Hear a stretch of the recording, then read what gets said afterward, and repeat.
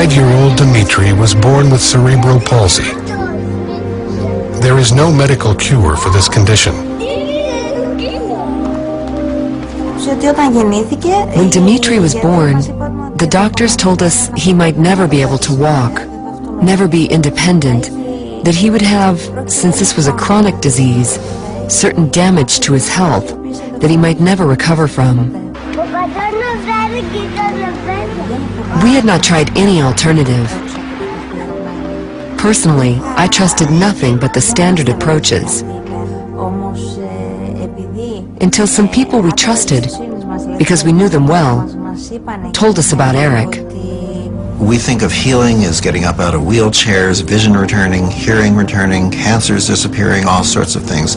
And these things happen. They happen. The idea initially was just to attend a seminar that might show us some ways to help Dmitri as a family.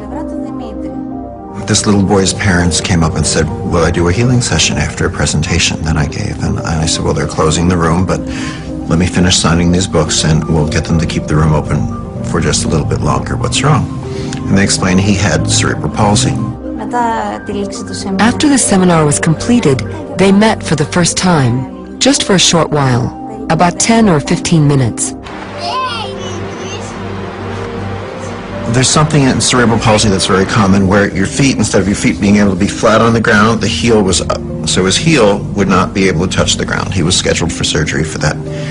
He had to wear supports and braces. For him to be able to get up, he'd have to hold on to furniture or people's clothing. For him to be able to go down any steps at all, he'd have to sit down on the steps and push himself down a step at a time. And to go up, he'd have to crawl on his hands and knees. We stepped on the stage with Dmitri, put him on the bed that was there, and told him that he should stay calm and collaborate with Eric, and that nothing would happen that might bother him.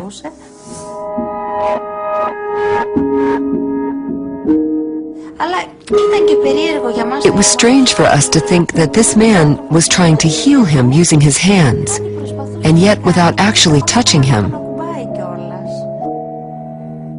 He got up after 4 minutes and was not just walking, he was jumping and he was running.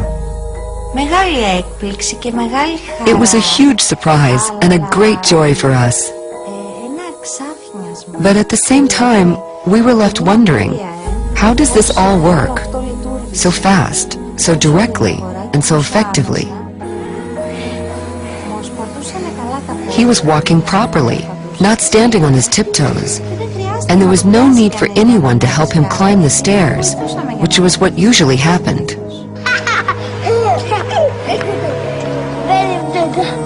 Other children may naturally walk up and down the stairs every day, but Dmitri was unable to do this, so accomplishing such things is very important for him.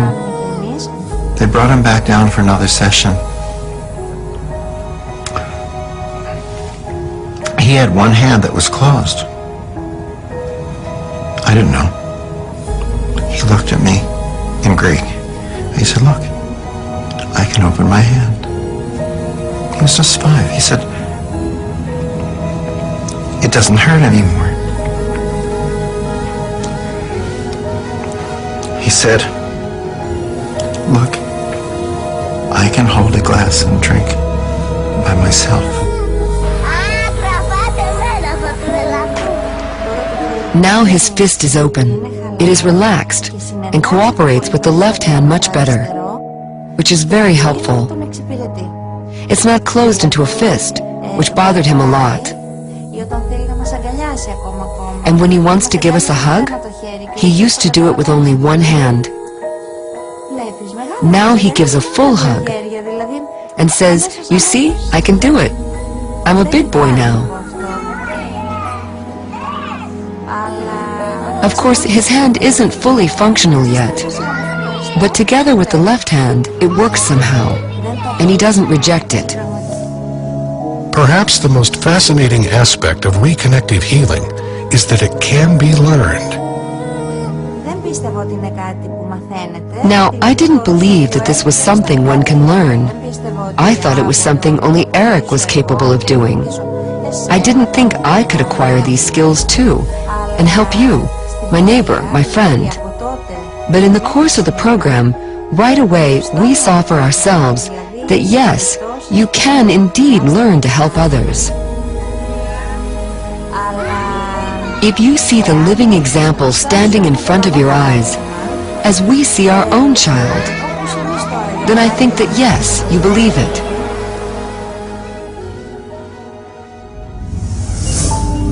There are amazing healings taking place all the time. Yet, traditional allopathic medicine has no model or explanation for how these healings can occur.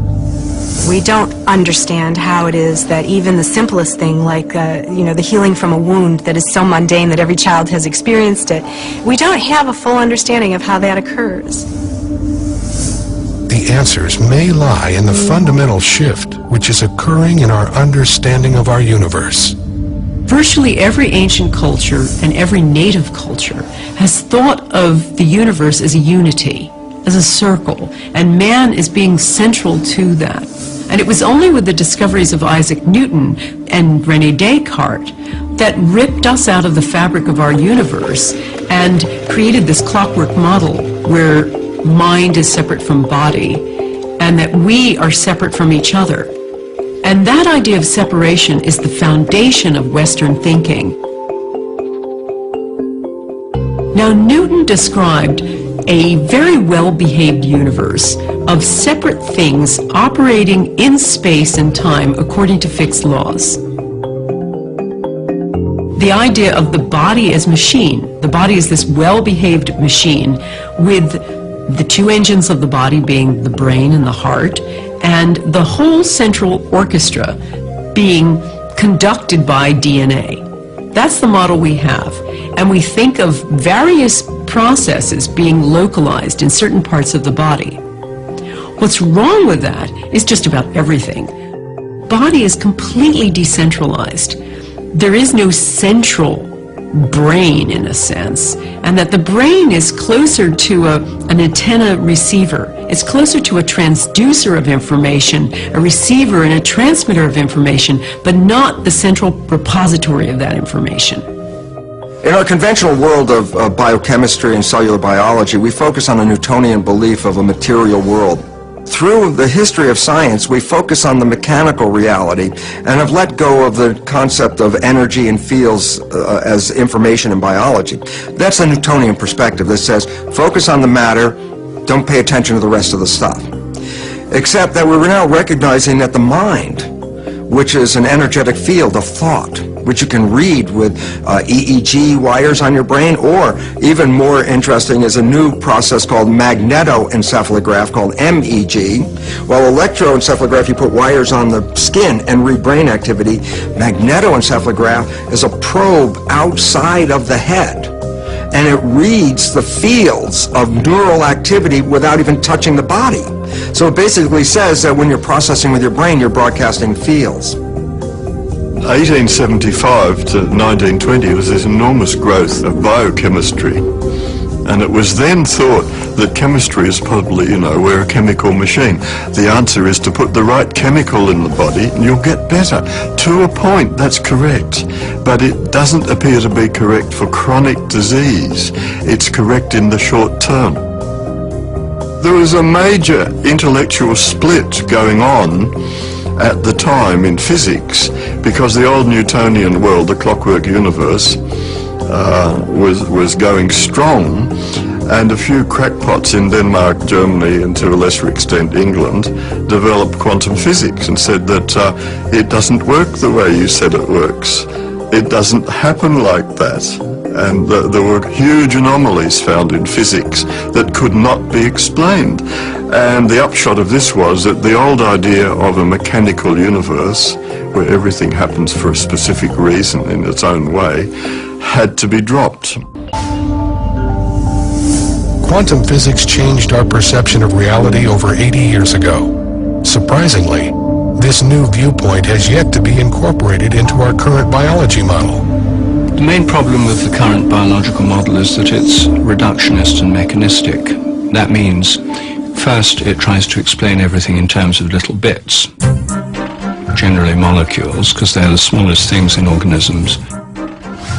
And secondly, it tries to treat the organism as a machine that works simply in terms of physics and chemistry. Chemical reaction in the body is supposed to be central, and the main reason it occurs, according to current theory, is through molecular collision, so that one molecule collides into another, and that's how they have this information, and how we have a cascade of chemical processes. Now, if you think of the usual cell, a cell is like a swimming pool, and molecules are like a couple of tennis balls in that swimming pool. And according to this theory, one tennis ball is supposed to find another tennis ball in this vast body of water and do so instantaneously. And that is supposed to account for all the millions of instantaneous activities that occur in our body at every second. And that's ludicrous. The existing control system of modern medicine is enzymes, hormones, not consciousness, not emotions, not body field. All that is there as your control system is enzymes and hormones. And we find this a bit inadequate to explain the whole majesty of human behavior and sickness and the whole darn thing. It's impossible. Today's medicine still works on the old paradigm of physics, which dates back to the time of Newton and the primacy of matter. Modern physics has long ago eliminated that paradigm and understands that it is not matter, but mind or spirit, which is primary. Though it isn't defined as spirit, but as energy fields, as intelligent energy fields. We look to science as some sort of absolute truth and a story that's already been written. But the reality is that science is a story told in installments, and every new chapter oftentimes refines or completely changes what has come before. This intellectual pendulum swing, and it's swinging towards the idea of holism and looking at how an entire system works together. Whereas, you see, the doctors began to look at how each individual cell works, and they got down to the cellular level. That's all been done for 100 years. Great, we understand it a lot. But we don't understand how the cells talk to each other and how they deal with information. When I was 15 years old, I had a very serious motorcycle accident. I was on a motorcycle I shouldn't have been on, and we were hit by a car that caused a very serious wound in my leg, ended up with 66 stitches. At the point of impact, I clearly remember having an out-of-body experience where my consciousness watched my body tumbling through the air and ultimately landing. And it was sort of shocking to me when I kind of came back into the body. That said to me that perhaps my consciousness isn't just in my brain, but that it is imbued with more quality than that. And then as I was facing a very serious outcome, they talked about the possibility of having to amputate part of my leg. I remember laying with a cast from my hip down to my ankle and thinking about how to rally my immune system through my thoughts such that I could promote healing in my leg. And so I would lay on the couch and I would visualize my immune system, and I could feel it tingling. I could feel the healing happening in my leg. And I didn't come from a medical family. I have no idea at all where this idea came from. But somehow it was noetic. It came directly to me that that was what I needed to do. And ultimately they took the cast off, and I'm a two-legged creature still, thank goodness. And so I think that there was something about, my own personal experience with that healing, that there was something about recognizing that my mind was important to my body, and my body was important to my mind, that I just knew intuitively. Mind, intention, belief. Can these factors influence healing? If you think you have an incurable disease, if you think it yourself, you are right.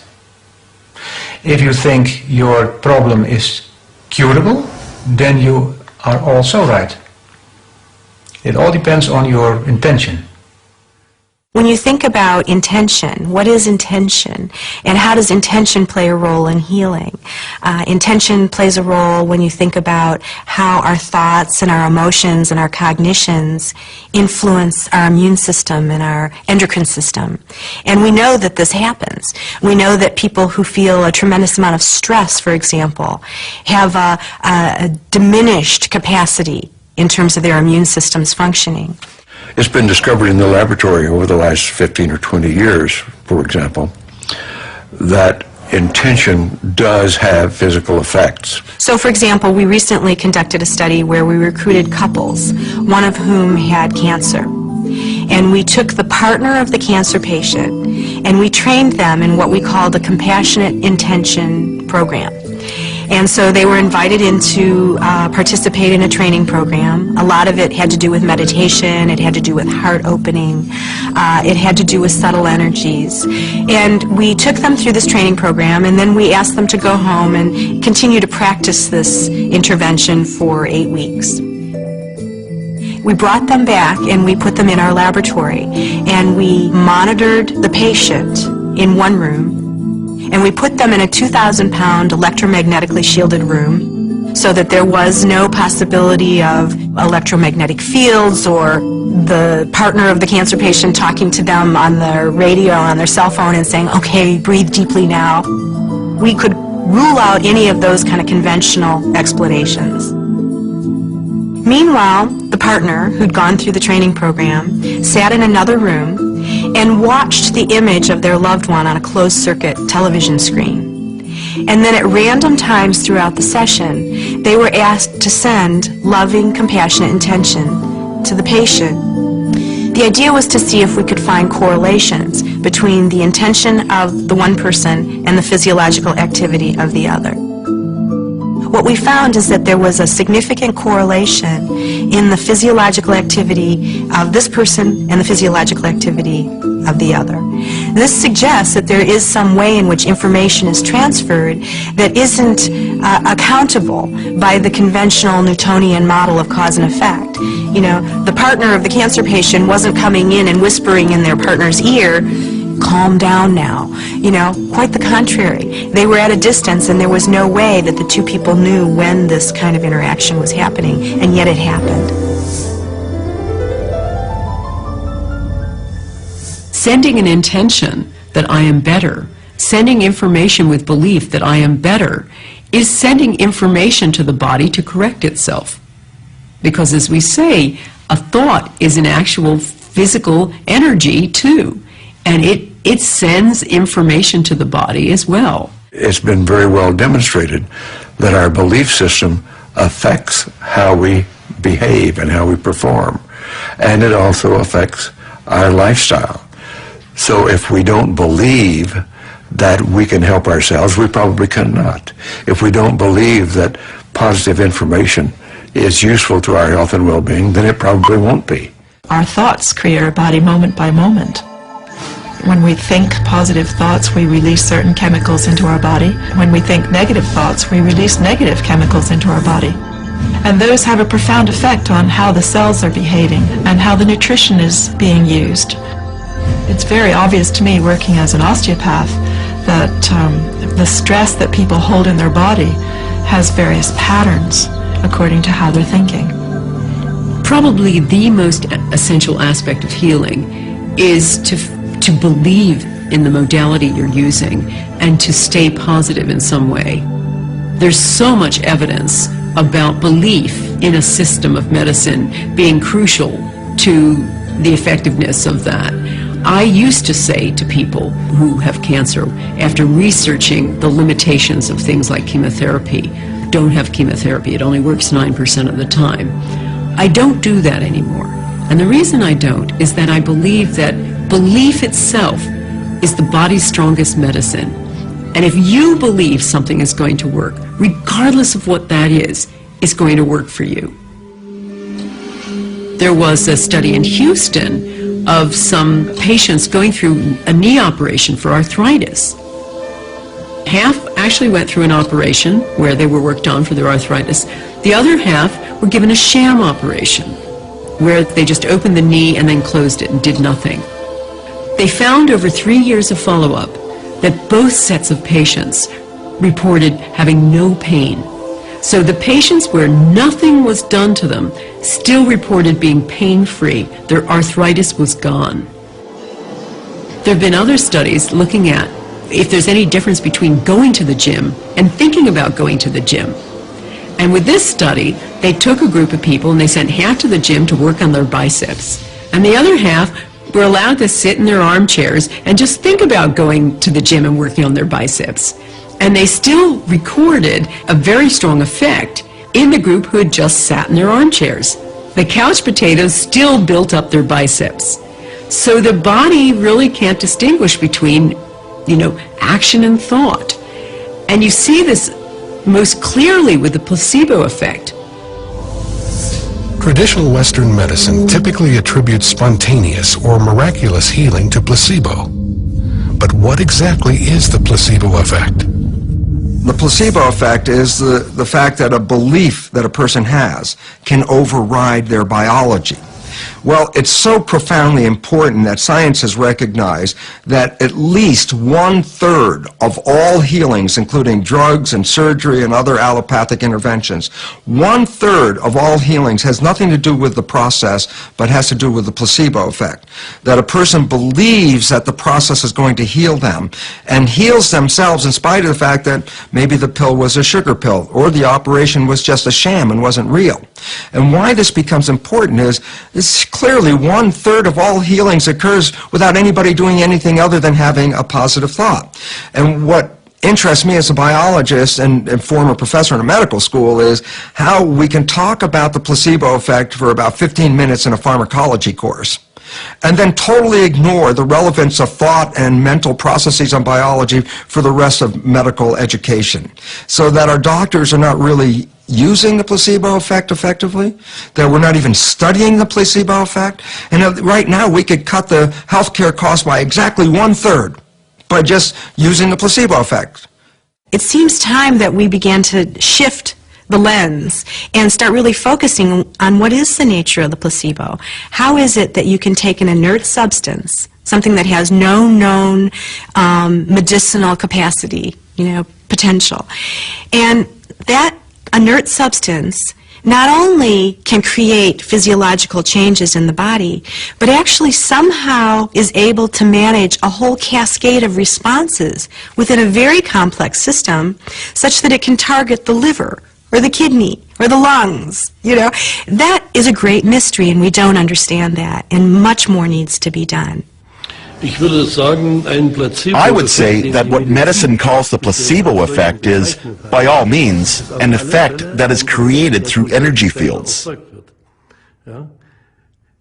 As we often say, one has to believe in it, then it will work.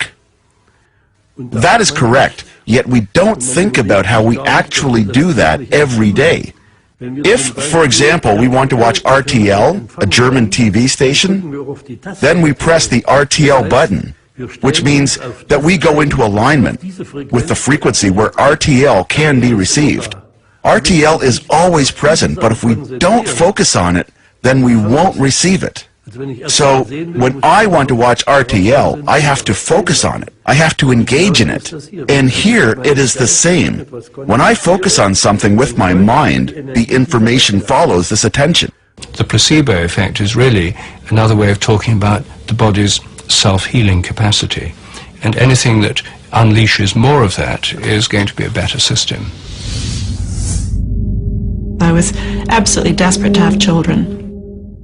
It was one of the reasons why I'd gotten divorced. I wanted children, my husband didn't. So I moved to London thinking it would take me a maximum of 2 years to find myself a new partner and settle down, and I'd be out in the country having my 2.5 children and I'd be totally happy. That was my plan.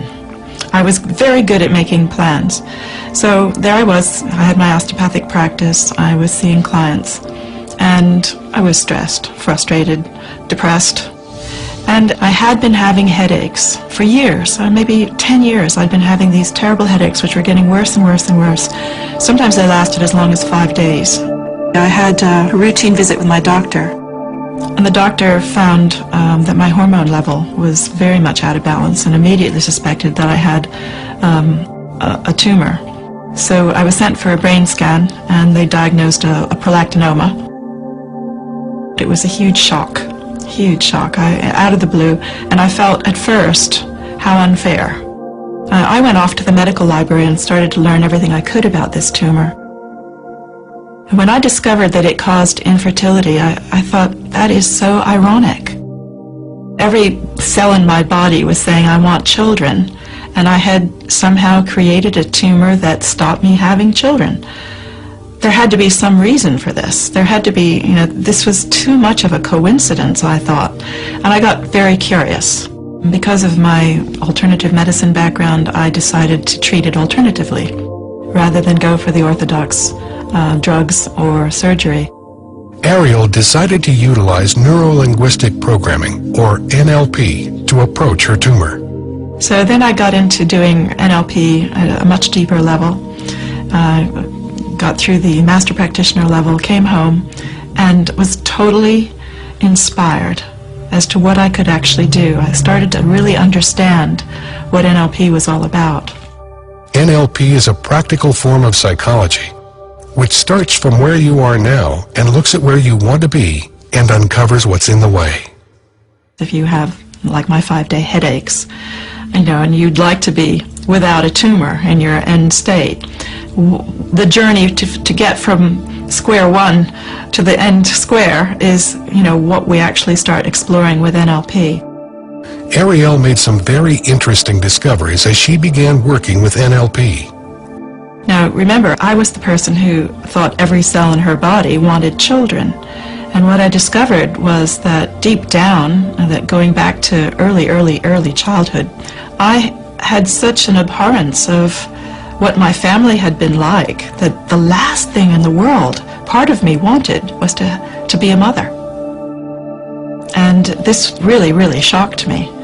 I thought I wanted one thing, and in fact, an unconscious part of me was going in a completely different direction. And when I understood the reasons why it didn't want children and what it was based on, I was able to kind of let go of that and allow it to be the way it was, and at least to understand why I'd created a life that didn't go down that path.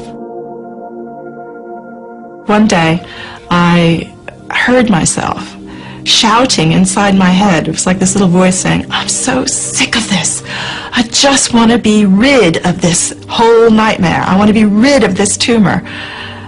And I stopped in shock as I listened to this voice inside my head, and I went, wow, there's a lot of anger in there, a lot of frustration. That's a lot of self-attack. If I'm attacking my tumor with all those thoughts of wanting to get rid of it, that's murderous. That can't be healing. And I had never looked at healing in that way. And I realized then that every thought I'd had was actually about making it go away. Now, that's a conflict. That's a huge inner conflict. And I decided to look at that a little bit more closely. And I thought, well, what would be the opposite? It has to be acceptance. I thought to myself, well, what would it be like if I really accepted this tumor? And this was quite a few years later, but it was absolutely a turning point in my healing when I realized that my tumor had taken me down a journey I'd never planned. It had taught me things I had never intended to learn. I had changed my career. I had changed my whole outlook. I had learned lots of things about myself and others. I had insights I'd never had before. I'd met amazing people, wonderful people all over the world. I'd had the support of people all over the world. And I realized I liked myself a lot better. And so I thought, okay, I can see that this tumor hasn't been totally bad. What if it has a purpose or a reason for being here? Because obviously it's done a good job so far. So if it's got a purpose for being here and it's still here, maybe there's still a purpose. what would happen if I gave it permission to stay for the rest of my life? It was 6 months after I had that realization and I got to the point of accepting the presence of my tumor. I had my routine blood test and went to see my specialist, and to my surprise, my hormone levels were completely normal. And when my doctor saw them, he just went, "Wow, that's incredible." And, you know, I thought it had been a mistake. I thought maybe the blood test reading was wrong or something. I said, "Well, you know, so much time has passed and I'm older now. Maybe my hormones have changed." He said, "No, can't be that." He said, "This can only mean one thing. Your tumor has gone." And he said, "This is a real credit to you. I don't know how you've done it. I don't know what you've been doing. But I have to tell you, I've seen you for 10 years and you're not the same person you were 10 years ago. You are completely different."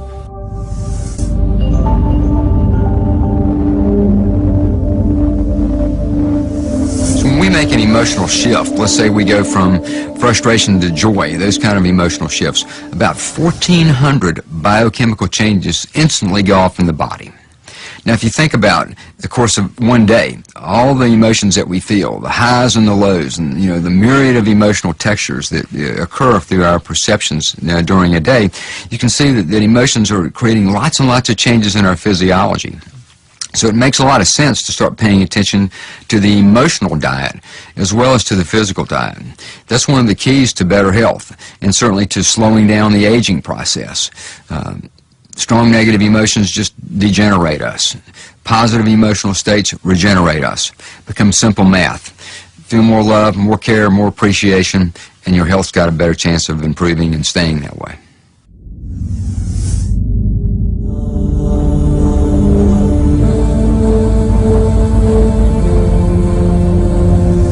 One of the most profound discoveries made really since the advent of quantum physics is a thing called the zero-point field. And what this is the energy exchange that goes on between subatomic particles. All subatomic particles engage in a little energy dance. It's almost like playing a game of basketball. They send energy back and forth to each other. And in that exchange, a thing called a virtual particle is created, just for less than the blink of an eye. Now, that little individual exchange isn't much energy. It's about a half a watt's worth. But when you multiply all of the subatomic particles doing this energy exchange across all things in all the universe, you come up with this unfathomable amount of energy, all happening out there in empty space, like some supercharged backdrop. While conventional biology focuses on the material stimuli, quantum physics reveals that it's the invisible stimuli that are much more important. There's a simple quote by Albert Einstein that makes sense out of this, and the quote is, "The field is the sole governing agency of the particle." What Einstein meant by this very simply is the field, the invisible energy forces around us. They are the sole governing agencies of the particle. Well, the particles matter. And so quantum physics says the character of matter is ultimately determined by the field. How then is healing communicated to another person? Well, you see, there's this field. We're not in this field, we are this field. We're denser, we're lighter in between, we're denser, we're lighter in between, or some people say we're lighter when we're physical form and we're denser in between. Whatever the aspect is, we're blips in this field of energy, of light, of information. We access this field all the time. We pull information from this field all the time. Every one of us has watched a flock of birds in flight and how it changes direction. Instantly, all birds in the flock change direction. So it seems as if a superior bird brain controls all the birds simultaneously. That only works with the help of those fields, since the fields are able to transfer with no informational loss, and above all, instantaneously, with no time delay. Walk into any great cathedral in the United States, in Europe, anywhere, that's been standing for hundreds of years or more. And what you will experience is in that cathedral is a hush of awe, reverence, quiet, and it's a palpable experience.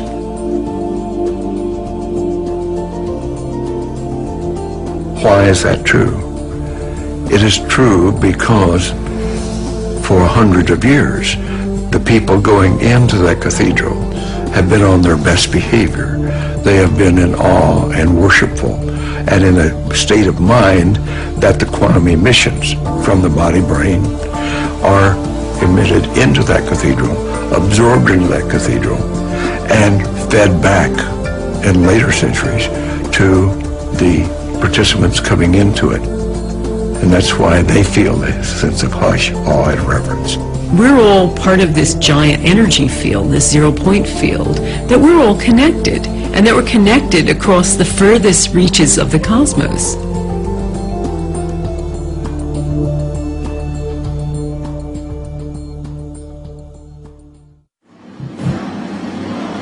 Watch an ice skater. There are things that they can do that are not describable in terms of nerve impulses. Nerve impulses and chemical reactions are too slow to explain the subtleties of life. Even now, if you look up the textbooks in psychology, in medicine or biology, and try to find out how the nervous system works, you're confronted with the discontinuity of the system. The nervous system is comprised of neuron cells that carry electrical and chemical impulses throughout the body. If you measure the impulses of the nervous system, we get some of them going at 200 miles an hour, whereas other of them going at 2 miles an hour, and I think those of the pain reflexes are very slow.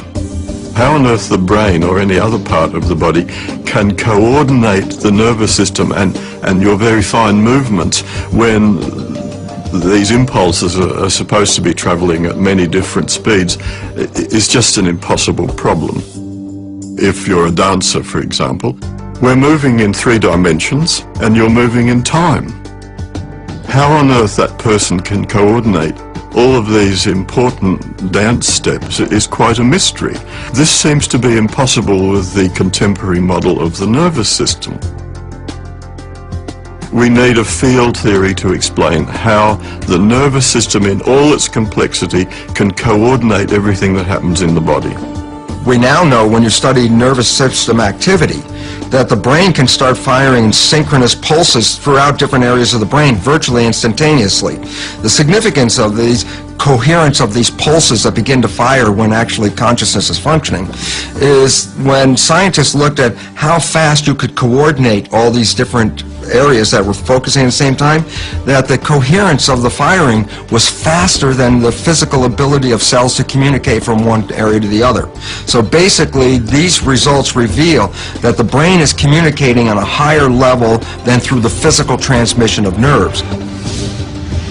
Our brains also don't work the way we were taught in school. Learning isn't here, memory isn't here, speech isn't here, this isn't there, this isn't somewhere else. These aspects are diffuse throughout our brains, and we access it from the field. So it's as if there's this bandwidth of information that we're always in tune with, although not always consciously. We're understanding that the brain doesn't have precise addresses for certain things.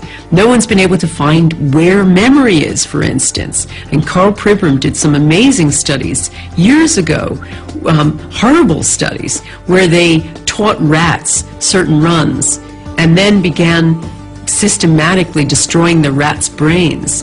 And they found that no matter how much of the brain they removed, the rats might have terrible motor skills from that, but they would still, over and over, remember the run. And from that, Pribram understood that you couldn't say that memory has one precise address, that it's much more delocalized. And in fact, most radically, that memory might not exist inside the skull at all, but maybe somewhere out here in the field.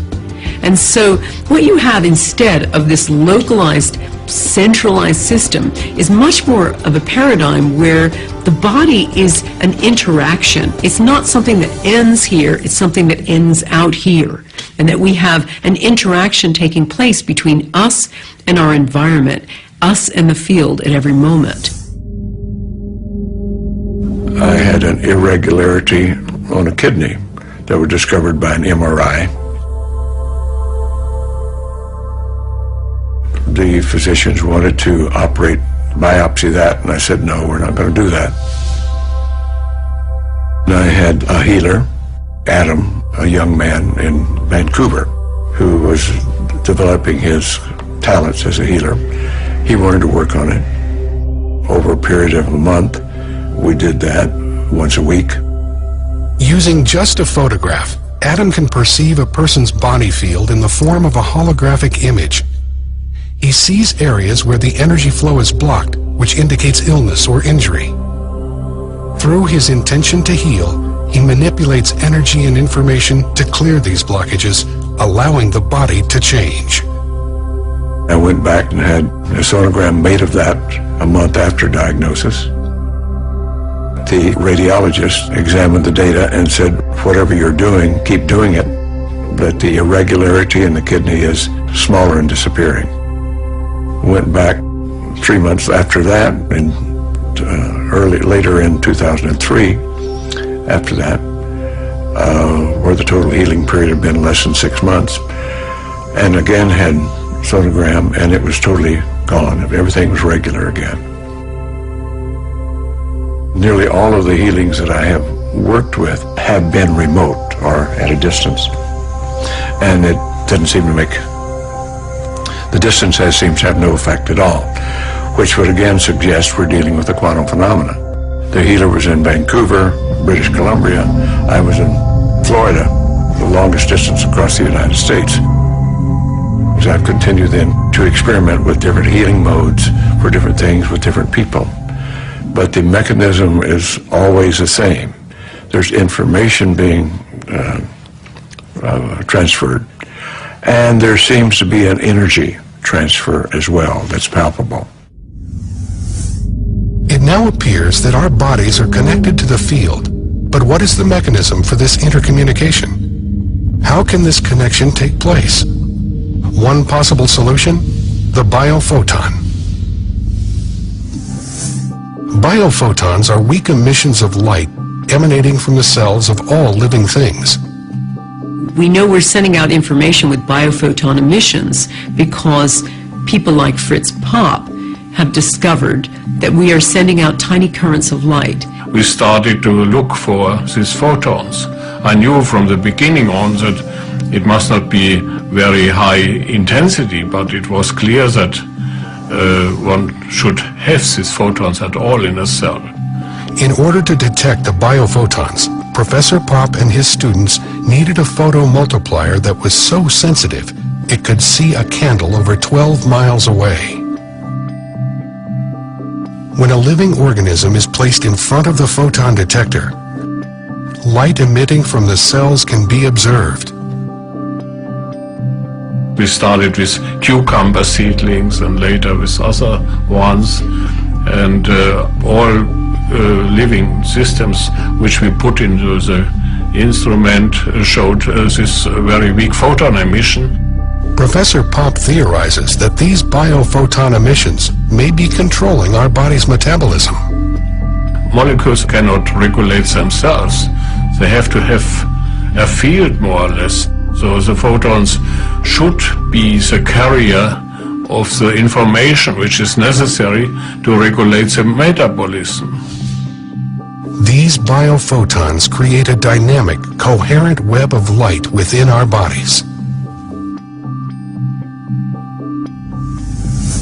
Our bodies are constantly emitting light in the form of biophotons. Are these biophotons the body's control mechanism? Isn't that the function of our DNA, our genes? Genes are not controlling our biology. When we get issues running in families, for example, cancer, we immediately look at a genealogy chart and mark all the recipients of this cancer running through the family, and then turn around and say, look, genetics, this is running in the family, so there must be cancer genes. What they've left out is this very interesting piece of research that reveals that when children are adopted into families that have cancer, the adopted children will express the cancer with the same propensity as any natural child in that family. But the interesting fact is the child comes from totally different genetics that doesn't even have that cancer. So it says being introduced into the family dynamics which is where you learn perceptions and beliefs and attitudes, is what shapes the cancer, not the genetics that somebody came in with. There is a new branch of genetics known as epigenetics that addresses this environmental influence on genetic expression. Epigeneticists have discovered that the information inside every cell, the thing that switches it on and turns it on and changes things, is not inside the cell, but outside. Signals occur outside from the environment. A gene is a blueprint, that's basically what it is, to make a protein molecule. And the proteins, there are over 100,000 of them, are the building blocks that give us our biology, our structure, our behavior. Okay? So the issue is, we talk about gene blueprints, and up until the last 10 years, a blueprint was a hardwired piece of information to make a particular protein. The new science is just mind-boggling because it reveals that through epigenetic mechanisms, through the influence of the environment on reading the genes, epigenetic mechanisms can produce over 30,000 different variations from every gene blueprint. And all of a sudden, when you start to recognize that, you realize we have potentials that are totally unlimited. And this is a great change from a belief that genes were deterministic. Now genes are potentials. If you just look at the molecular level, the Human Genome Project has revealed that we have about 25,000 genes, far fewer than they originally expected. The Chimpanzee Genome Project has now sequenced the entire chimpanzee genome, and their genome is virtually the same as ours. They've got the same kinds of proteins, the same kind of genes. You can hardly tell the difference. Yet, there's an obvious difference, and if you can't explain it in terms of genes, what can you explain it in terms of? And the answer is, I think, morphogenetic fields. Just as you can build two different buildings with the same bricks and cement, if you have two different plans, you can build different organisms with different fields, even if the constituent molecules are very similar as they are in humans and chimpanzees. The DNA is like a library book. These are all the possible proteins from earthworms right up to us. It's all the same library, but you've got to know which book to take out of the library. This is the big problem in genetics itself, is trying to explain how the body knows which book to take out of the genetic library. And we think the body field is what decides which piece of information is taken from the DNA. Many cultures of the past have explored the energetic system of the body. Today, researchers theorize that the body does have a field of energy, known as the morphogenic field, or the body field. There's a hierarchy of fields organizing our bodies. There's the field of the whole body, there's the fields of the organs, and then the fields of the tissues, and then the fields of the cells within those. The field of our own body is within and around the body. There's an overall field, and then there's subsidiary fields, sort of modular fields for arms, legs, and the different organs. The advantage of fields is that they're intrinsically holistic. All fields are holistic. The gravitational field is. You can't slice a bit out of it. If you cut a flatworm into 10 different pieces, each part can grow into a new worm. Now, how is that possible? If it was a machine, that wouldn't happen. If you cut up a machine, all you get is a broken machine. But if you cut up a magnet, a field system, then however many little bits of magnet you produce, each has a complete magnetic field. And it was this analogy with magnetic fields that led developmental biologists to suggest the idea of morphogenetic fields in the first place. And this was way back in the 1920s. And this field is now a crucial concept in developmental biology. You can't really understand how organisms develop without it. All humans begin life as a single cell that grows and divides, developing into the various organs and limbs of our bodies. How these cells know what to become has baffled scientists and led to the idea of control fields in biology. We've already found that there are different parts of the body field, some of which relate to the muscles and connective tissue. Another part of the body field that relates to the brain, and nervous system, yet another one for the morphic field, which connects back to the DNA and the genetic information of your body. So it links up with medicine in many places, so it's not different from medicine, it's just going a little bit further conceptually. These energetic fields may provide the information necessary for controlling the body. How does the body know to maintain its temperature at a particular temperature? What decides, or who decides, what is going to be the correct blood pressure for that person? Nobody knows, and we're saying, as a holistic idea, the body field decides to turn all the knobs. Morphogenetic fields, or more generally fields of information, yes, are control systems over and above the molecular level or the biochemical level. They're systems that organize the body, they organize the developing organism. Plants have them too, all animals have them.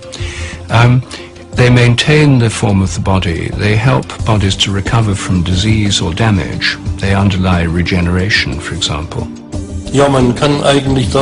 We can go even further and could say that the human body actually is structured information. Or in other words, that the human body is an energy field. An energy field of standing, stationary, scalar waves that are correspondingly organized, structured, and contain a great deal of information. And I think that we really need a field-based model of the body if we're ever going to be able to integrate different forms of healing or medicine into a coherent understanding.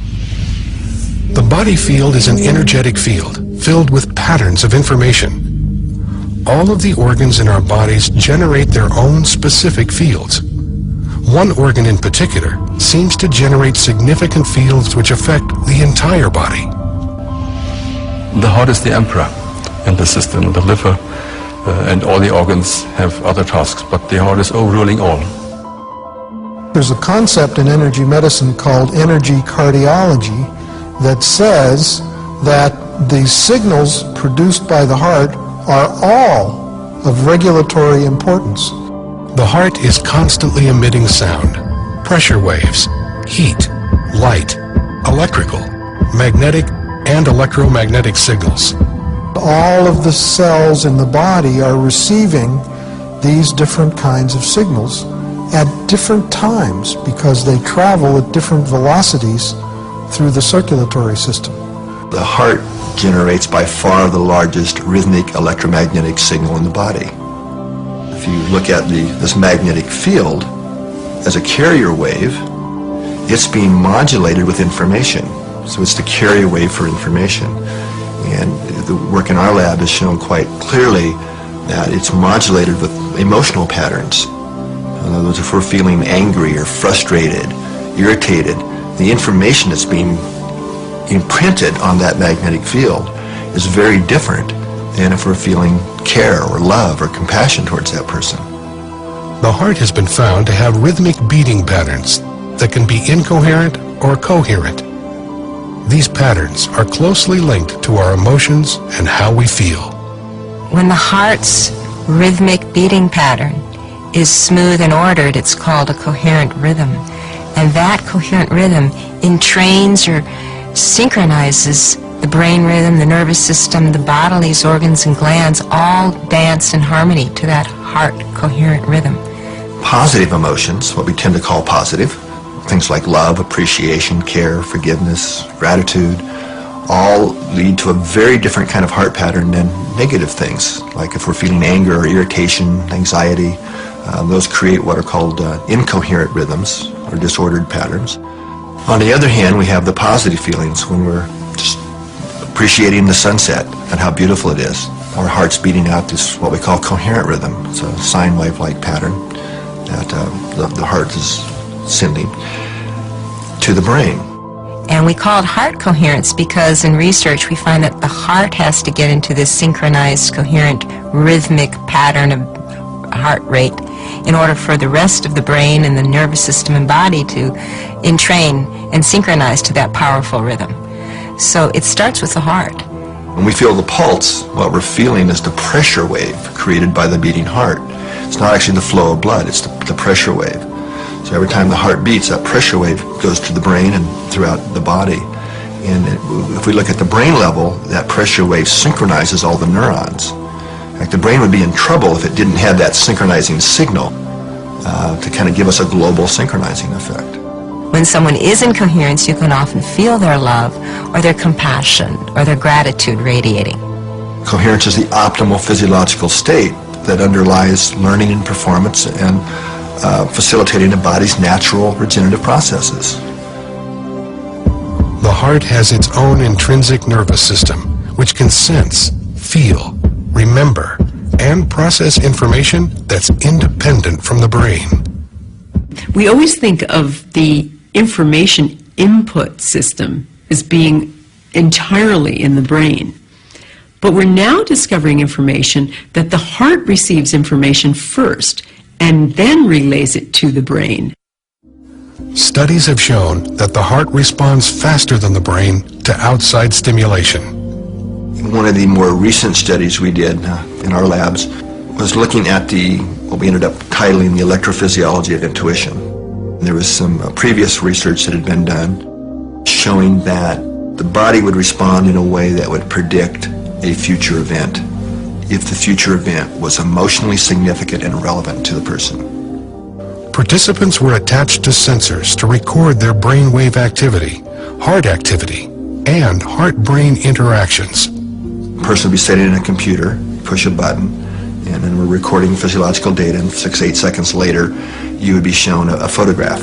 Okay, and then the photograph would be from two opposite ends of the spectrum of emotional arousal. Participants were shown pictures of car accident victims, snakes attacking, and other disturbing images.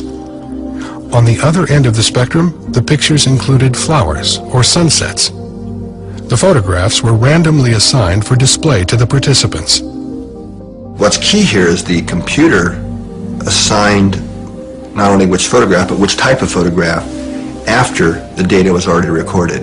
So it was absolutely impossible for the research subject, the experimenter, to have any kind of foreknowledge of what photograph it might be. The computer itself didn't even know. The results were surprising. The body responded even before the picture was displayed. What we found was that not only did the body indeed respond prior to the event, the seeing the picture, in a way that would predict it, but it was the heart that responded first. The heart's response was not only faster, but the signal it sent to the brain varied depending on the emotional content of the picture. Looking at the signals that the heart was sending to the brain, that the heart literally sent a different message to the brain, depending on what the future picture was going to be. Then you saw a brain response, then you saw the body response, which is where it then became conscious. So the flow of this intuitive information is heart, brain, body, and then you have to have the body response for it to become consciously aware of it. What these experiments reveal is changing our basic understanding of how the human body functions. It appears as though the heart and brain, later, have access to a field of information not bound by time and space. If we're talking kind of quantum holographics or quantum physics, that's old news. So we're really starting to have ways now of showing that we really do have an energetic or an electronic system. And that's really primary, that it's really not bound by time and space. The heart is connected to a field of information and intelligence that's different but complementary to the field of the brain. It's very clear these neurons in the heart and the brain part have short and long-term memory. They process information. It's a functional brain. Other researchers theorize that the heart may be the master organ for imprinting information into the body field. There's a lot of neural tissue in the heart, and we believe that neural tissue is there in order to act as an imprinter for the hologram. The body's holographic body field is continually supplied with information via the pressure waves of the heart. Inside the heart there is an enormous amount of charge. Now the pressure waves in the presence of this charge inside the chamber of the heart is sufficient to imprint information. If the heart is transmitting or imprinting information, there must be a way for the cells in the body to receive that information. There are receptor protein cells on the outside of the cell which are simply there to receive environmental information. How is my day today? What is going on out there? What does the body want this little cell to do today? You see what I mean? There has to be intercellular communication, but there has to be one source so there can be one control system for the body.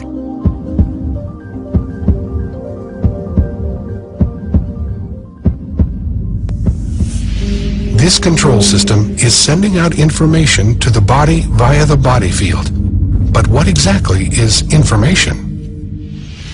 If we think of the body as both a material and an energetic, dynamically exchanging open system, which it is, we need to eat like a ton of food a year and most of it is passed out.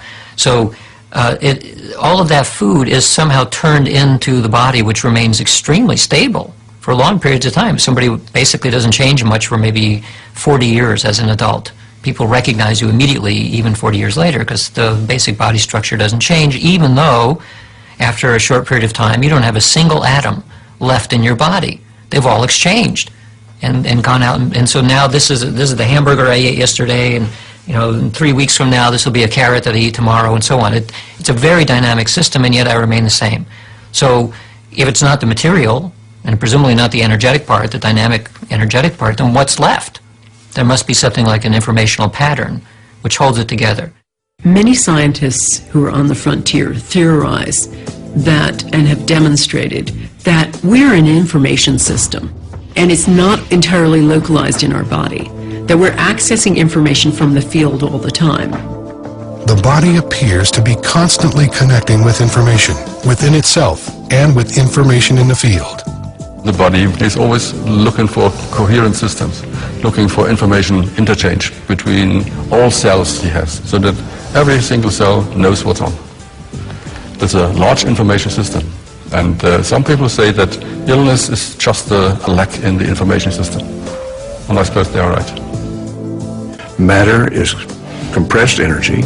Information is patterns of energy. There's an information flow in our bodies that we still don't completely understand through our nervous system and through the tissues. And even the ancients, some of the ancients and the Chinese call it the acupuncture system, which is a system of information flow in the body itself. We get a system when we get structure. There's information everywhere, isn't there? But you only get an information system when it's ordered. And the great thing that was discovered in the 1980s was that the acupuncture system appears to be an organized system. It's not just a random group of acupuncture meridians. It looked, upon doing experiments, that they wanted to arrange themselves in a certain order and that they wanted to communicate with each other in a certain direction. So we're saying that information has order, and that's what makes the body feel, is the order itself. The actual regulation of the whole organism and of all cells, the coordination of all cells, is accomplished with the help of these information fields, these scalar wave fields. They guarantee that each cell knows what every other cell is doing at any given time, and we have over 70 trillion cells. This is a lot of information, and it can only be processed with the help of these structured fields. Ultimately, according to Einstein and other people more recently, have said that energy and information must be interchangeable. All right. So information becomes a type of energy because it's an orderliness in space. All right. So they are interchangeable, but on the other hand, in practice, what happens is you get a wave of energy, and then upon that wave you can get imprinted information. And the amount of information you can imprint appears to be limitless. Informational medicine, medicine that takes information and changes disturbed information, is going to be the future of medicine. Apparently, the control system of the body is not genes or chemistry, but information, which seems to be available in the body field. Is it possible to put new information into the body to affect wellness? That is exactly what a number of researchers are doing. That we've learned how to stop the distortion of information that occurs as a result of various disease processes. Once you stop the distortion, surprisingly enough, the physiology begins to work, the chemistry comes right. There are really wonderful healing stories to be told here. And it's simply because we've learned how to correct the distortion of information in your body field. Disease is, in a sense, scrambled information. And so if we can access the appropriate information, we correct the scrambling. And that's what a number of these new energy modalities are doing. They're basically correcting that information scrambling. I was diagnosed with thyroid cancer when I was 20, which resulted in having to have surgery, and they removed all but a fourth of my thyroid gland. I've had to take a synthetic hormone to give me the thyroid hormone that I needed ever since. I was diagnosed with chronic fatigue syndrome some years later, and fibromyalgia some years later, which, I just continued to get sicker and sicker. My husband had to pick me up out of the bed if I had to get up. He had to feed me, set me up in the bed and feed me. It got really bad to the point is where pretty much so bathed her and carried her from the bed to the bathroom and things of this nature just to for her to survive on a daily basis. They really didn't know what to do for that type of illness. I was pretty much told that you just kind of had to live with it. I couldn't help her, and no matter what she told me, what hurt or what felt bad or what was happening, I couldn't help her, and neither could anybody else, we didn't think. My doctor finally said, Vanessa, I really don't know what to do for you at this point. All I can do is try to give you medicines to make you more comfortable. But I would suggest that you go see this nutritionist, and maybe she could help you figure out what you can eat, or at least, you can start to get some nutrients from something. Vanessa actually was referred to me by her endocrinologist. When she first came to me, she was literally not able to spend a day at all out of the bed. She had lost a tremendous amount of weight. She was allergic to almost everything. I was having a lot of trouble finding any foods that I could eat at all, which really resulted in me being so weak. The inside of her mouth had a lot of sores inside of it. The lips had multiple sores on them, like a cold sore type thing, and her hair was like straw and coming out. The first thing I did was the nest testing. The system is designed to determine areas of distortion in the body field. New information is made available to the body by ingesting drops that have been imprinted with an information pattern. I started her out at the dosing that we would have addressed a child because her energy fields were that weak. So we started out very, very cautiously. One morning I woke up after I had been seeing Deborah probably for a couple of months, and I just had this feeling that I hadn't ever had, and I knew that this was the answer, and I felt so good that I just cried. I just sat up in the middle of my bed and I just cried and cried and cried. In about 6 months, she reached an energy level of where the body was beginning to transfer message more effectively, to where every layer that we went through, she was showing remarkable health changes. Being from a man's standpoint and a southern country boy type person is how I grew up, I first thought it was hocus pocus, And I had my doubts, and it took a while, but I see now that it's phenomenal. It truly is. I've become healthy enough to what I think is living a normal life again, because now I can clean my own house. I can cook my meals. I can even work in the yard. I can even wash my car. I can do things that I never thought I would ever be able to do again. It's 180 degrees from where it was. It's just a total turnaround. It really is. I really don't know how to explain the difference in the way I feel. It's like I died and I come back to life. And I never thought that I would ever feel this way again. I got my life back. I got my life back. And it's wonderful.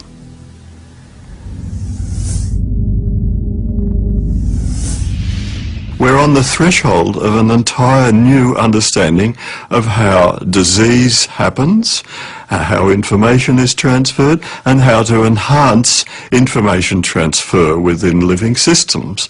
There's a vast increase in chronic disease in our community, and I believe using these information methods that we can treat the chronic disease that couldn't be treated before. One of the most remarkable instances of the effectiveness and the instantaneous effect of informational medicine I heard about recently, and it had to do with this system called thought field therapy, which is an energy psychology that supposedly heals and changes negative thoughts around us.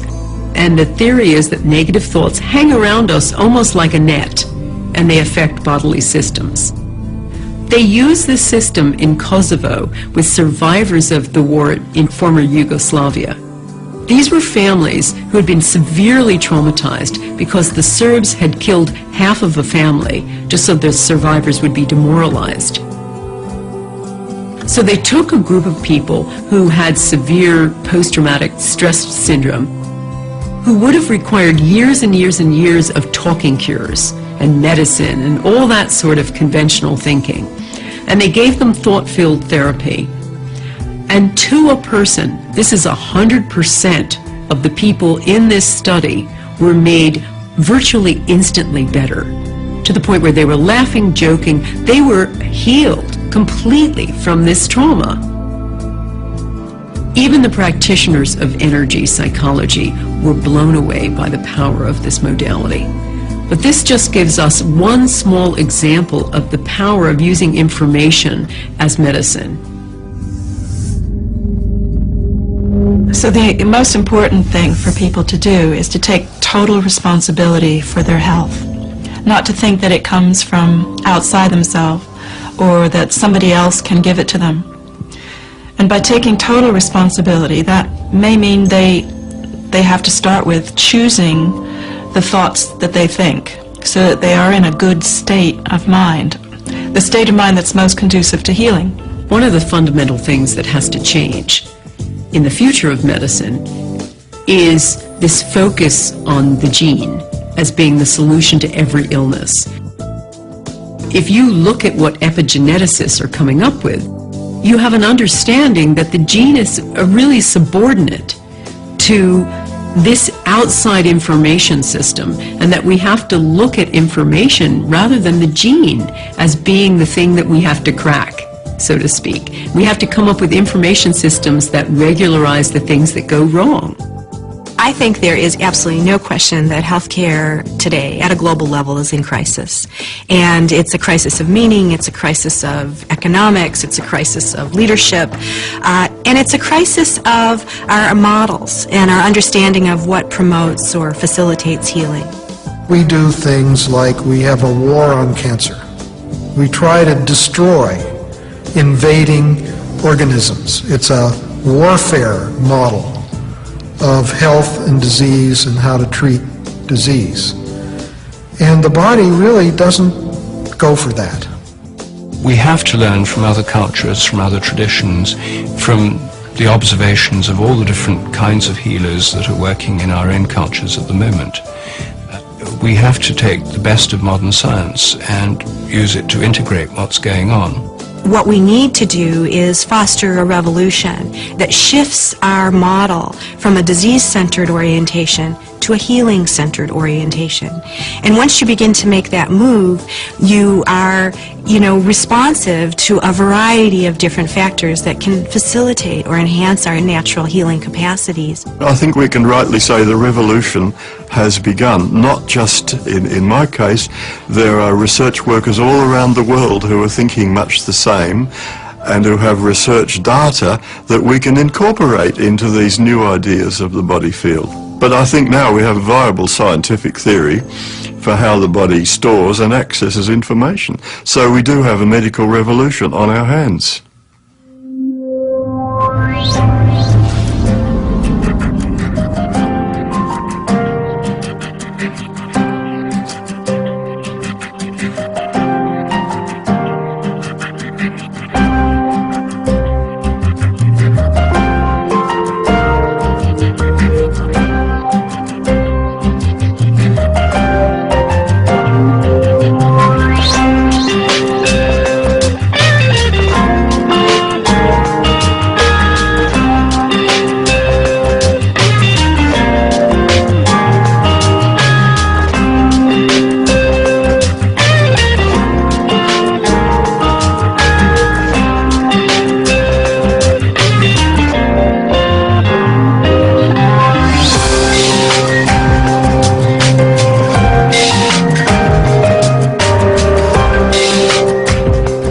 There seems to be this huge body of evidence demonstrating that we can pick up information that almost like an electron, we can be everywhere at once.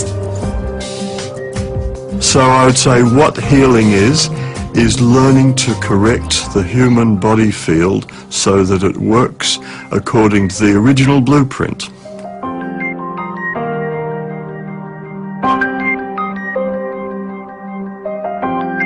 So ultimately what I'd like to see is a shift from this disease-centered to this healing-centered model, and recognizing that healing is a profound mystery and that we have so much to learn, and rather than presuming we have the answers, staying open to the possibility that there are new things that we can discover for how to enhance the human condition.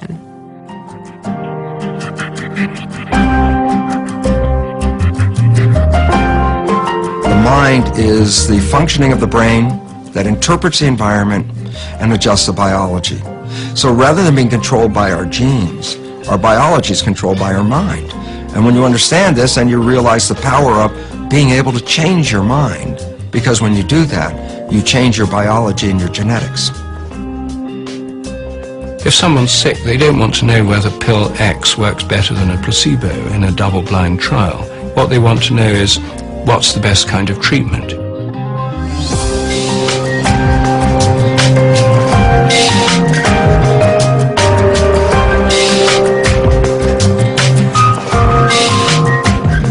I believe that we are more powerful than we realize.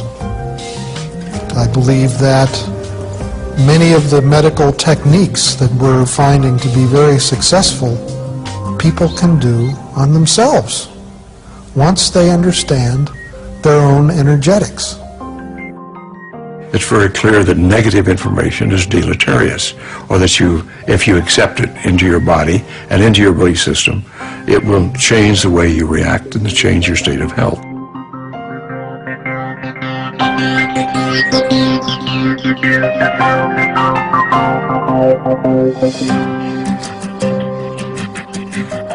We know that from work by William Tiller and others, we found that when you begin to work with reconnective healing, there's an amount of, I believe he calls it, excess free thermodynamic energy that is released. That if this were just energy or just energy healing instead of the reconnection, for this amount to be released and this change to happen in people, it would require that the room temperature rises over 300 degrees centigrade, which of course does not happen because we're accessing something new and something different.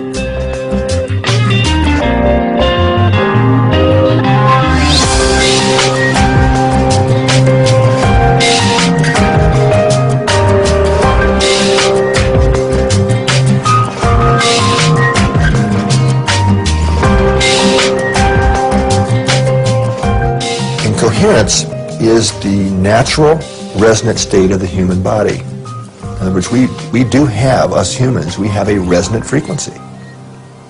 Okay? And it's also what we call the coherent state.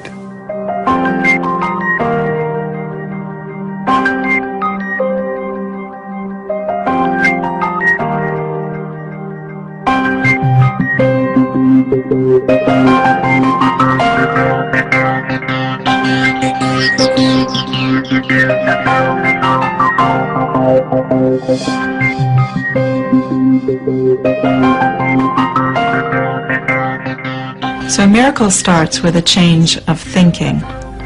It's like when I changed my thinking about my tumor, and I decided it was my best friend and my guide, rather than it being the worst thing that had ever happened to me.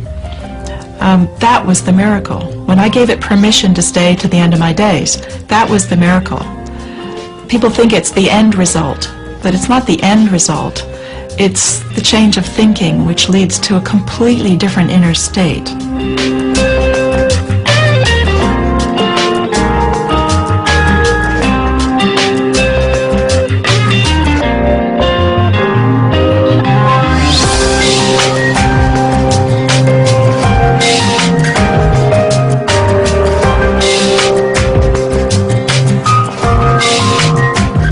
You need both. You need the will to be healed and the good information from a therapist, from infoceuticals, whatever.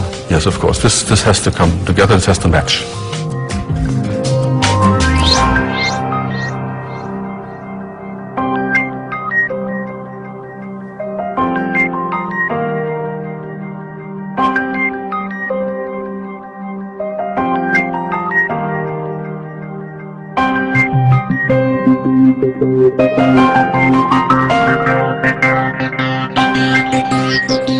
So healing is restoring the body's own self-repairing mechanisms. And that's the biggest thing as a doctor you can achieve, that you can help your patients with restoring their own repairing mechanisms.